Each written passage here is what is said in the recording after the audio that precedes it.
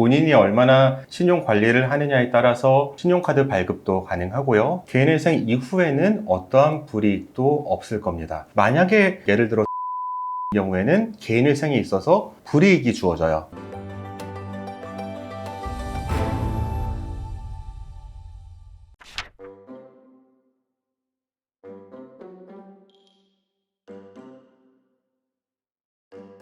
변호사님, 네. 굉장히 좀 회생의 찬양? 네.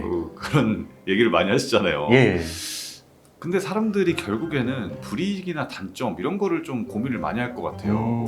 내 인생에 어떤 오점이 생기는 건 아닌지 뭐 여러 가지 생각을 많이 그쵸. 하실 것 같은데 예. 그런 건 없나요? 그런 분들이 많아요. 그 질문을 하는 분이 회생에 대해 좋은 점을 말씀드리고 나면은 나중에 불이익은 없냐? 특히 젊은 분들 같은 경우에는 회생 끝나고 나서 뭐 직장을 잡는데 어려움이 있지 않냐? 뭐 집 살려고 할 때 어려움이 있지 않냐? 뭐 이런 걸 물어보시는데 결론적으로 말씀드리면은 없습니다. 이거를 조금 나눠서 설명을 드릴 텐데, 하나는 회생 과정 중에 불이익이고 하나는 회생 끝나서 면책된 다음에 불이익이에요. 회생하는 동안에는 사실 불이익이라고는 할 수 없고 약간 불편함인데, 가장 큰 게 신용카드 사용이 안 돼요. 당연하죠. 왜냐하면 신용정보에 등록이 되기 때문에 어느 카드사도 그 신용을 담보로 해서 돈을 안 빌려줄 거니까요. 그 다음으로는 신용을 바탕으로 한 뭐 보증을 발급받아야 된다. 예를 들어 서울보증보험에서 보증서를 발급받을 일이 종종 있어요. 재판을 하시게 되면은 재판상 보증을 하는 뭐 보증보험을 받아야 될 때도 있고, 취업을 하게 될 때 예를 들어서 뭐 보험 설계사 같은 경우에는 약간의 이행 보증을 또 받아야 돼요. 그런데 그런 보증서 발급은 어렵다. 그러한 점에 대해서는 제한이 있어요. 그런데 이런 것은 다 회생 과정 중에만 해당되는 불이익이고, 회생 과정이 끝나게 되고 면책이 되면은 그 부정적인 신용정보, 개인회생 절차 진행 중이라는 신용정보가 삭제가 되고, 어떻게 보면 신용 점수로 보면은 거의 뭐 초기 상태가 되게 됩니다. 그렇게 되면은 그때부터는 본인이 얼마나 신용 관리를 하느냐에 따라서 신용카드 발급도 가능하고요. 그리고 보증서 발급도 가능하고요. 이러한 불편함이 있고, 또 다른 불편함은 개인회생을 하게 되면은 최저 생계비로만 생활을 하게 돼요. 내가 월 수입이 200만 원이든 300만 원이든 400만 원이든 나는 최저 생계비만 가지고 생활을 하고 나머지 돈은 다 갚아야 되는 거죠. 이런 경우에 있어서 최저 생계비만으로 생활하는 게 조금 불편하기도 합니다. 근데 최저생계비 안에서는 그 돈을 어떻게 쓰던 상관이 없나요? 네, 최저 생계비 안에서는 그 돈을 어떻게 쓰든 상관없어요. 이 최저 생계비라는 게 국가가 예전엔 보건복지부인데 식비, 주거비, 뭐 의료비, 문화생활비 다 항목별로 이렇게 분류를 해놓은 거예요. 그걸 다 통틀어서 120만 원이라고 한 건데, 이 사람이 무상거주를 한다, 뭐 부모님 집에서 산다, 그렇다고 하면은 그 주거비 부분에 해당하는 거는 다른 거에 쓸 수 있겠죠.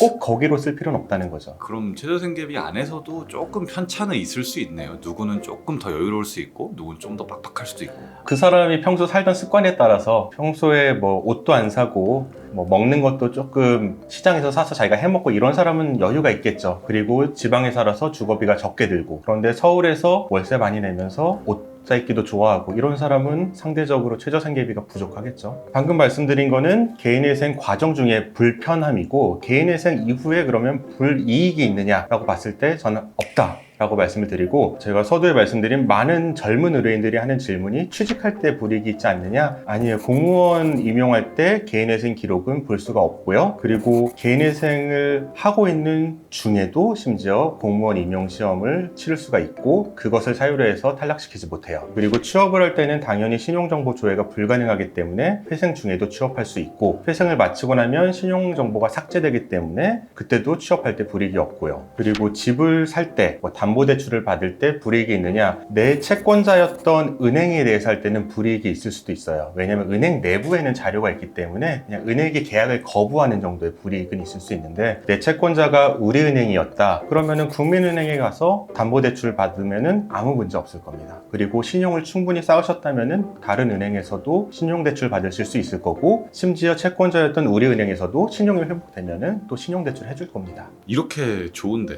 네. 이거 언제 한번 또 따로 다뤄주시면 좋을 것 같긴 한데, 네. 사람들이 제일 많이 뭐 댓글을 달거나 좀 부정적인 생각을 하시는 것 중에 하나가 네. 그럼 열심히 성실하게 돈 갚는 사람은 바보냐, 이 얘기 그렇죠. 되게 많이 하시잖아요. 예, 맞아요. 네. 이거에 대해서는 어떻게 생각하세요?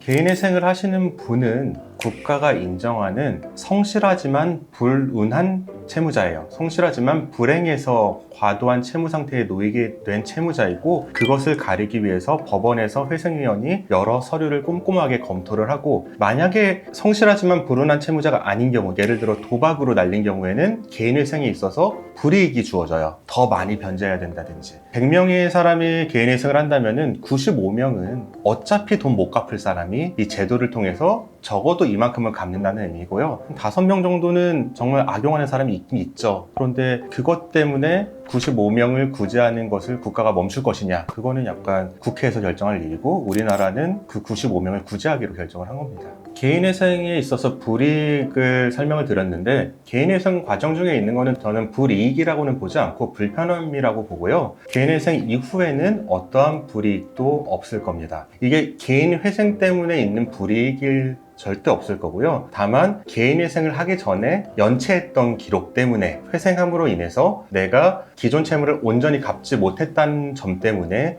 채권자였던 은행으로부터는 내부 자료가 있어서 심사가 엄격해질 수 있다는 점, 그 정도를 빼고는 불이익이라고 할 만한 사항은 없으니까요. 혹시라도 그런 부분을 걱정하고 계시다면 이 영상으로 도움이 되셨으면 합니다. 네, 감사합니다.